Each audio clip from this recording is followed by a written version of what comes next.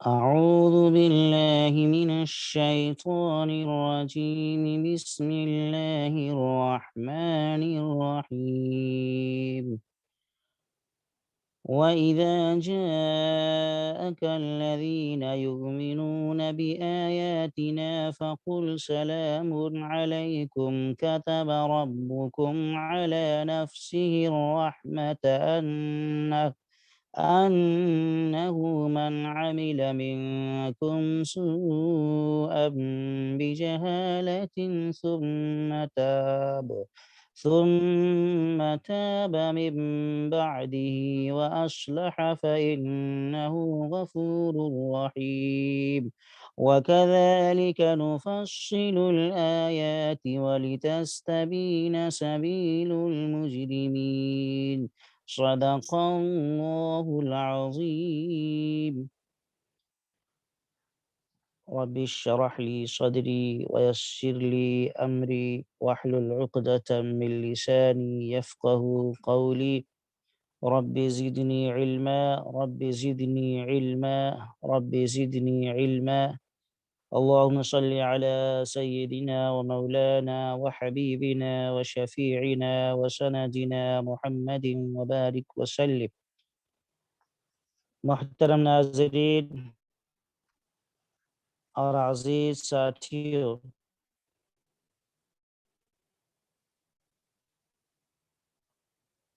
اس وقت سورۃ الانعام کی 55 کی تلاوت کی گئی ہے۔ اللہ رب العالمین فرماتے ہیں وَإِذَا جَاءَكَ الَّذِينَ يُؤْمِنُونَ بِآيَاتِنَا فَقُلْ سَلَامٌ عَلَيْكُمْ كَتَبَ رَبُّكُمْ عَلَى نَفْسِهِ الرَّحْمَةَ، اور جب آپ کے پاس وہ لوگ آئیں جو ہماری آیات پر ایمان رکھتے ہیں تو کہہ دیجئے کہ تم پر سلامتی ہو، تمہارے پروردگار نے اپنے مہربان ہونے کا فیصلہ کر لیا ہے۔ تم میں سے جو شخص ناواقفیت کی وجہ سے کوئی برا کام کر گزرے پھر توبہ کر لے اور نیک بن جائے تو یقیناً اللہ بہت معاف کرنے والے اور نہایت رحم کرنے والے ہیں۔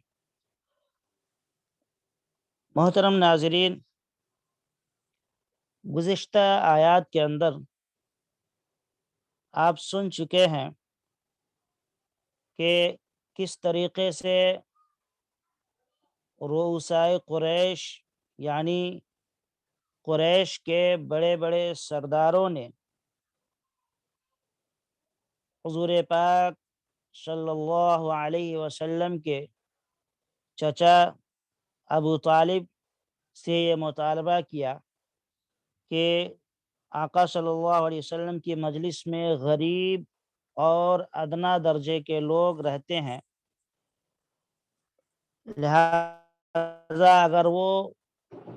مجلس سے ہٹ جائیں اور حضور پاک صلی اللہ علیہ وسلم ان کو اپنے سے دور کر دیں تو پھر ہم قرآن کو سن سکتے ہیں اور اس پر غور کر سکتے ہیں، لیکن ان ذلیل اور حقیر غریب لوگوں کی موجودگی میں ہم محمد کی مجلس میں نہیں آئے۔ یہ مطالبہ کیا تھا رؤسائے قریش نے۔ جب اس کی خبر حضور پاک صلی اللہ علیہ وسلم تک پہنچی تو اس مجلس میں حضرت فاروق اعظم رضی اللہ تعالی عنہ تھے۔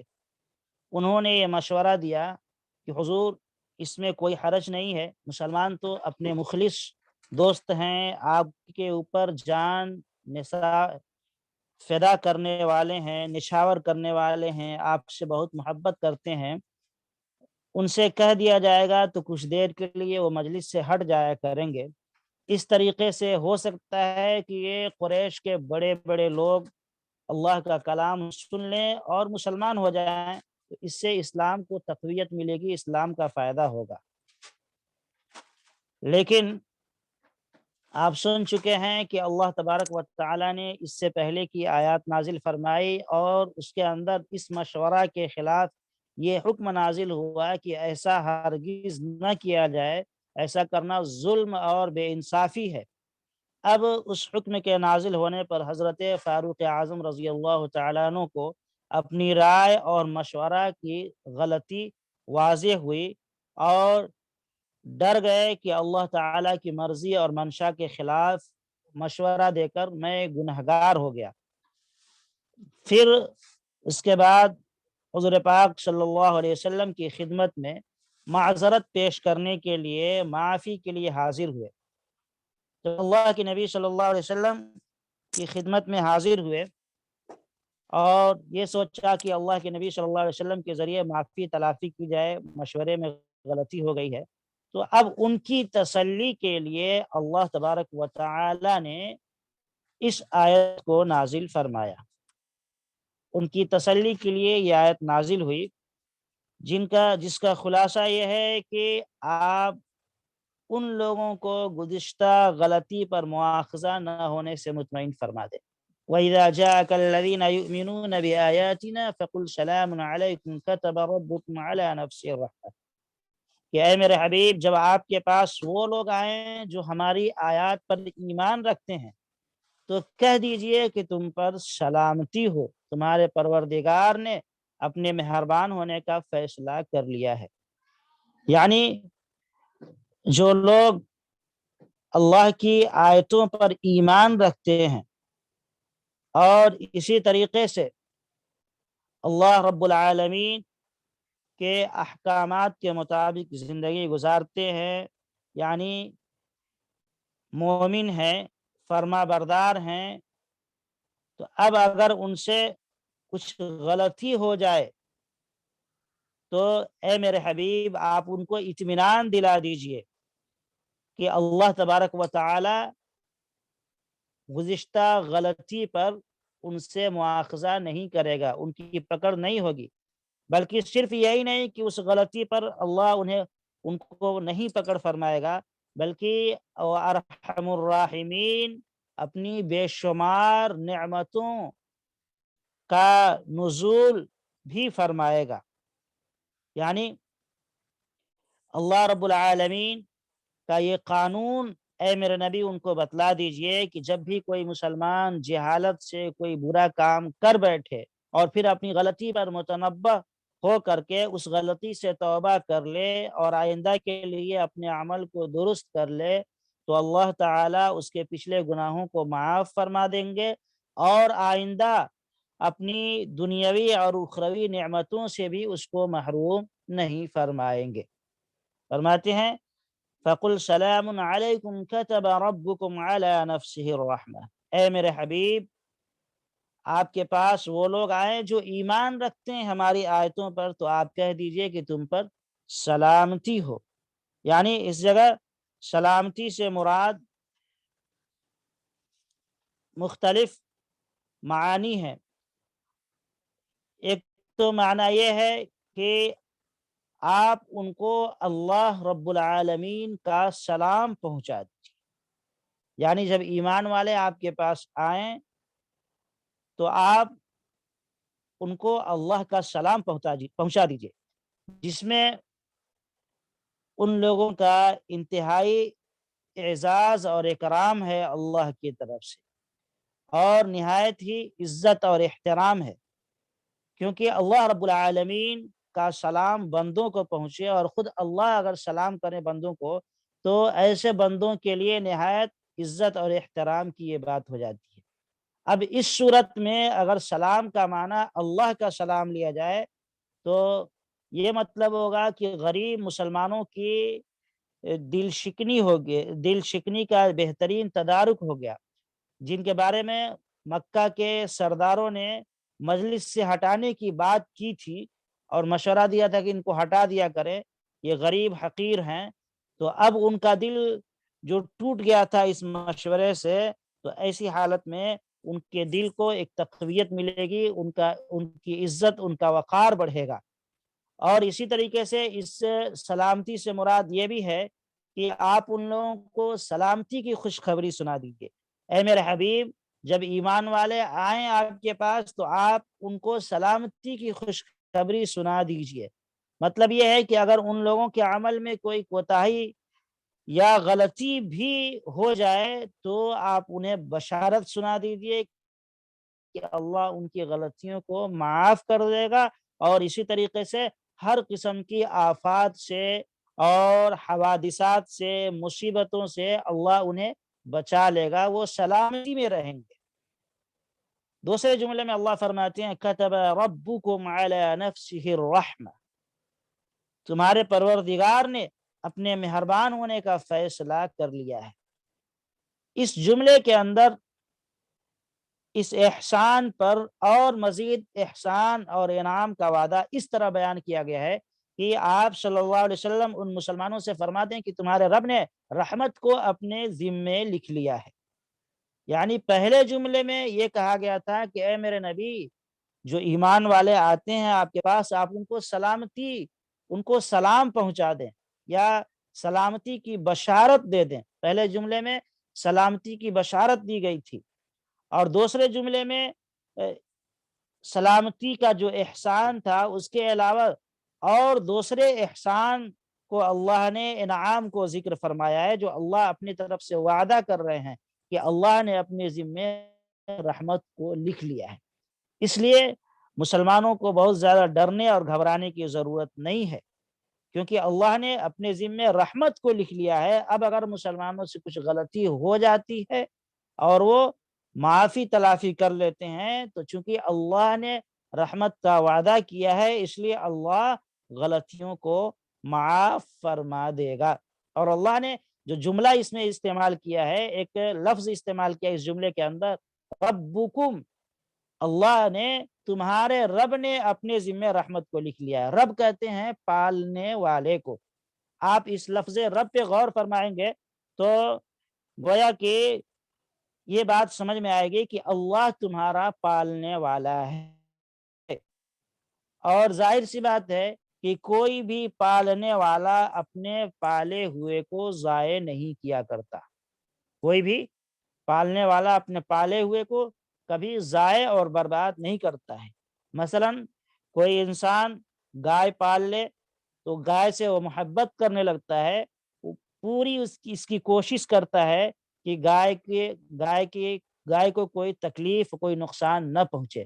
اور اس کے ہر ضرورت کا وہ خیال رکھتا ہے۔ تو ایسے ہی اللہ ہمارا رب ہے، اور اللہ نے اپنے ذمہ رحمت کو لکھ لیا ہے، وہ ہمارا پالنے والا ہے۔ تو ظاہر سی بات ہے جب وہ پالنے والا ہے تو ہم سے محبت کرتا ہے، اب وہ ہمیں ضائع نہیں کرے گا۔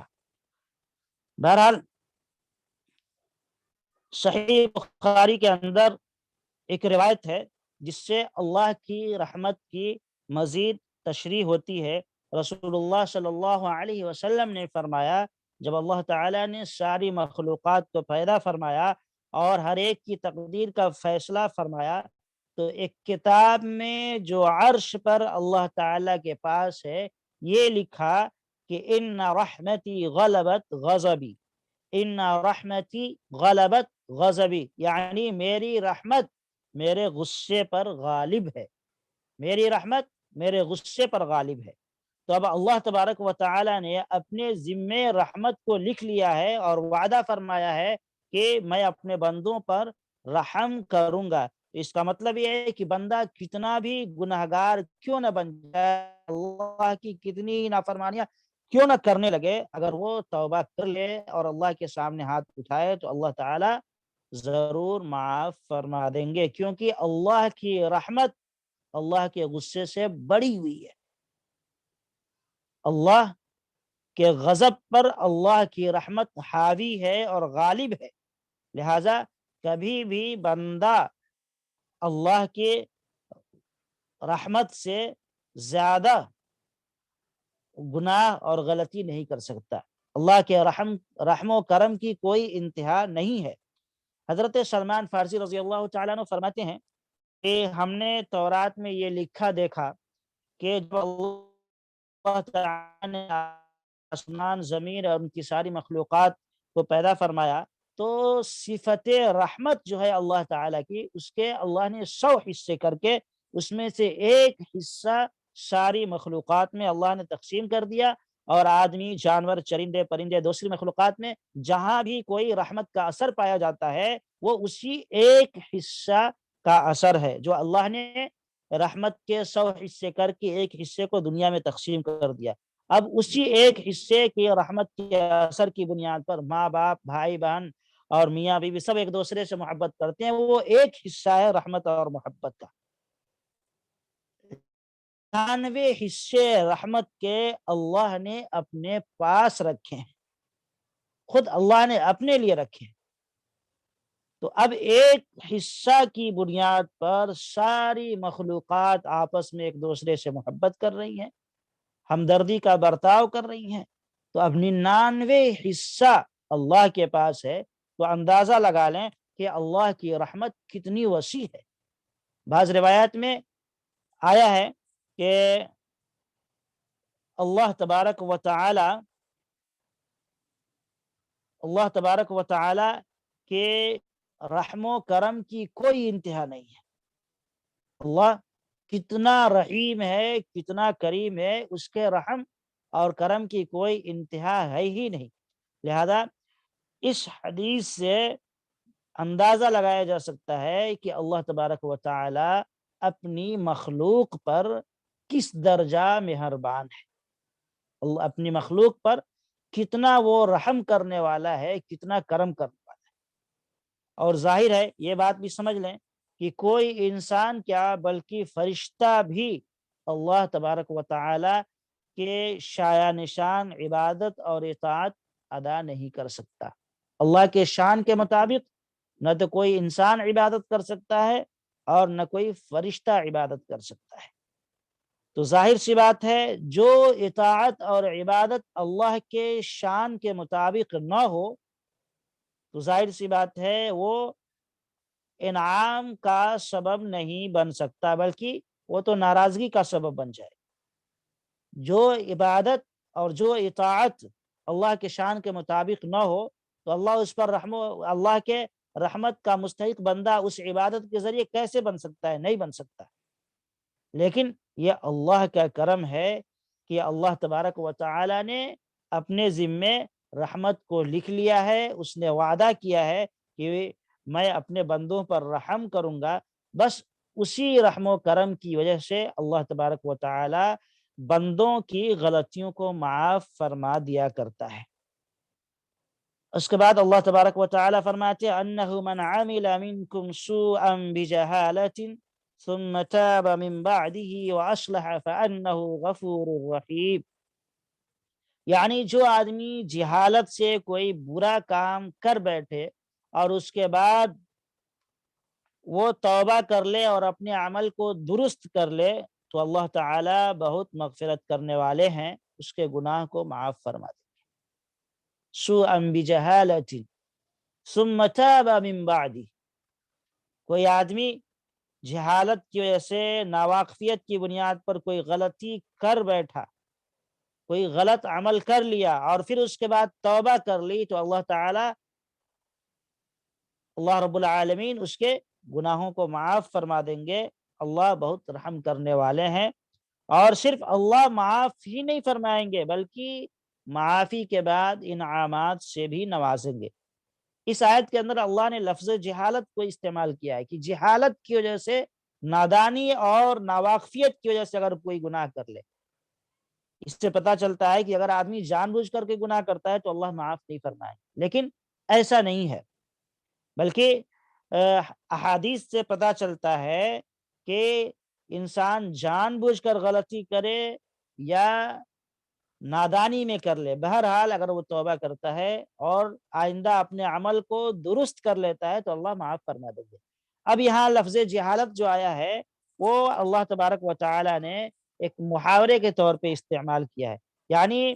آدمی اس جگہ جہالت سے مراد عمل جہالت ہے کہ آدمی کوئی بھی غلط کام کرتا ہے تو وہ جہالت کا ہی نتیجہ ہوتا ہے، نتیجتاً وہ ایسا ہو جاتا ہے کہ گویا کہ اس نے جہالت کی بنیاد پر کر دیا ہے،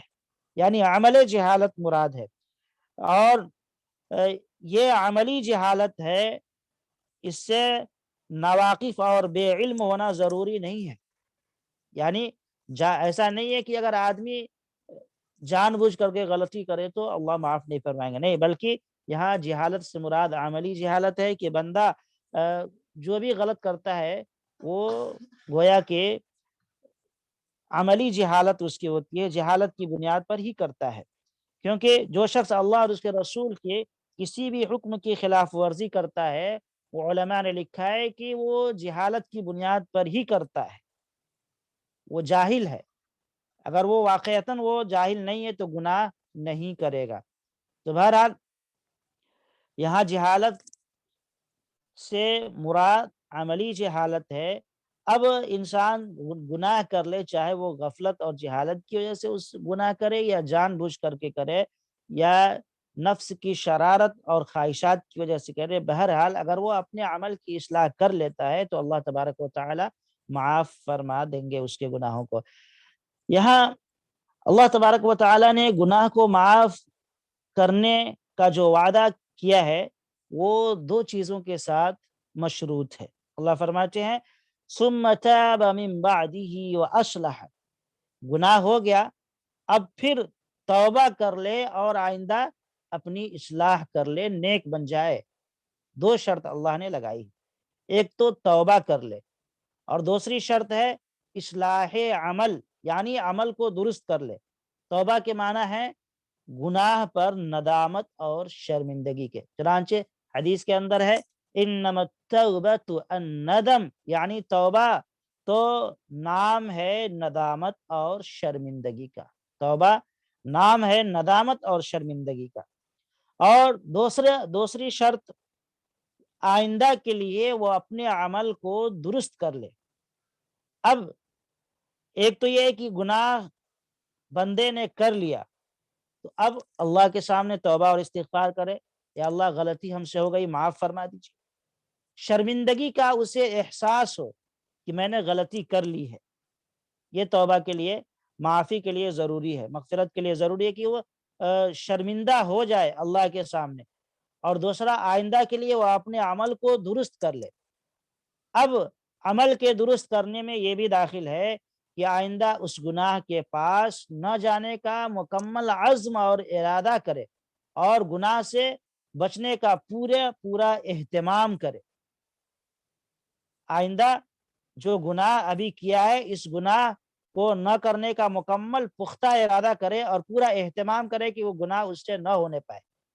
اور اسی طرح عمل کے درست کرنے میں یہ بھی شامل ہے کہ سابقہ گناہ سے جو حقوق کسی کے ضائع ہوئے ہیں حتی الامکان اپنی طاقت کے بقدر ان حقوق کو ادا کرے۔ سابقہ اور پہلے گناہ کی بنیاد پر جو حقوق کسی کے ضائع ہوئے ہیں ان کو حتی الامکان اپنی طاقت کے بقدر، وسعت کے بقدر ان حقوق کو ادا کرنے کی کوشش کرے، خواہ یہ حقوق اللہ کے ہوں یا یہ حقوق بندوں کے ہوں۔ اللہ کے حقوق کی مثال مثلا نماز ہے، روزہ ہے، زکوٰۃ ہے، حج ہے اور دوسرے فرائض وغیرہ ہیں جن میں بندے نے کوتاہی کر دی ہے، نماز نہیں پڑھی، اور اسی طریقے سے حج فرض تھا، حج ادا نہیں کیا، اور زکوٰۃ ادا نہیں کیا، اسی طریقے سے روزے نہیں رکھے رمضان کے، ان میں اس نے کوتاہی کی ہے، تو اب ان کے معافی کا ذریعہ یہ ہے کہ پہلے ان کو ادا کرے۔ اور بندوں کے حقوق کی مثال یہ ہے کسی کے مال پر ناجائز قبضہ کر لیا، یا کسی کی عزت و آبرو پر حملہ کر دیا، کسی کو گالی گلوچ دے دی، یا کسی اور طریقے سے کسی کو تکلیف پہنچائی ہے، تو پہلے ان حقوق کو ادا کرے۔ مثلا یہ ضروری ہو گیا کہ اب